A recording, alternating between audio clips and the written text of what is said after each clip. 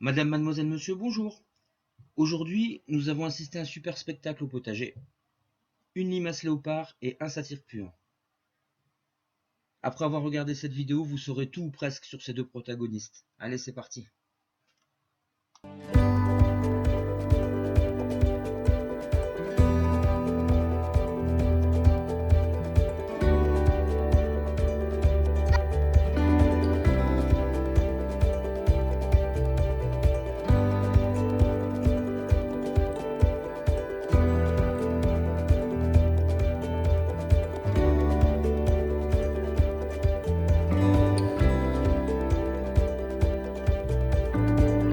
On appelle aussi en latin Phallus impudicus.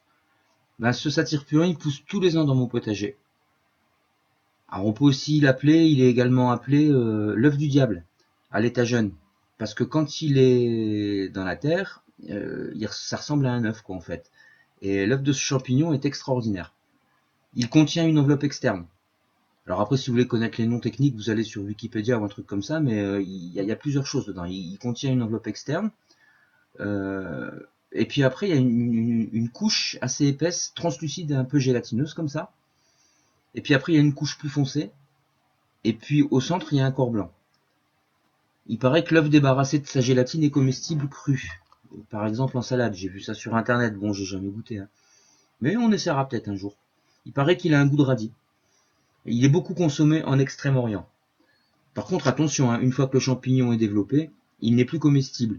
De toute façon, son odeur de charogne et son aspect visqueux ne vous donnera pas envie de le manger, hein. Effectivement, à l'état adulte, ce champignon dégage une forte odeur, mais c'est un truc de fou, de cadavre en putréfaction.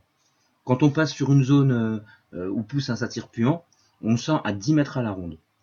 Cette odeur est faite pour attirer les insectes nécrophages, donc les insectes qui mangent les cadavres, et ces insectes vont disperser les spores de ce champignon, donc ça va lui servir à se reproduire. Elle est pas mal faite la nature, hein. Alors maintenant parlons un peu de la limace léopard. Alors la limace léopard, c'est une grosse limace qui peut atteindre jusqu'à 20 cm, et ça j'en témoigne, hein. C'est une limace qui peut vivre jusqu'à 3 ans. C'est une limace qui vit à proximité des cours d'eau, qui aime bien l'humidité, comme beaucoup de limaces, mais on la trouve aussi dans les forêts.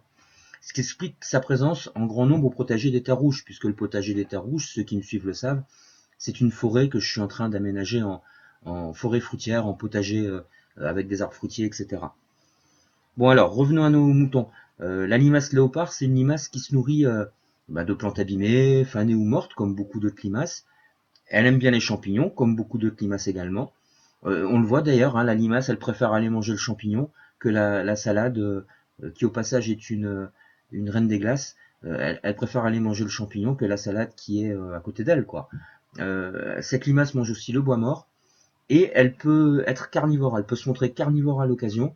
Alors il faut savoir qu'elle poursuit ses proies, donc les autres limaces, à une vitesse pouvant atteindre 15 cm minute, les gars. 15 cm minute, c'est pas mal pour une limace, hein. On va faire un concours une fois. Donc elle est bien sûr, trêve de plaisanterie, très utile au potager. Voilà, donc une courte vidéo sur ce qu'on a pu vivre aujourd'hui au potager des terres rouges. J'espère qu'elle vous aura plu.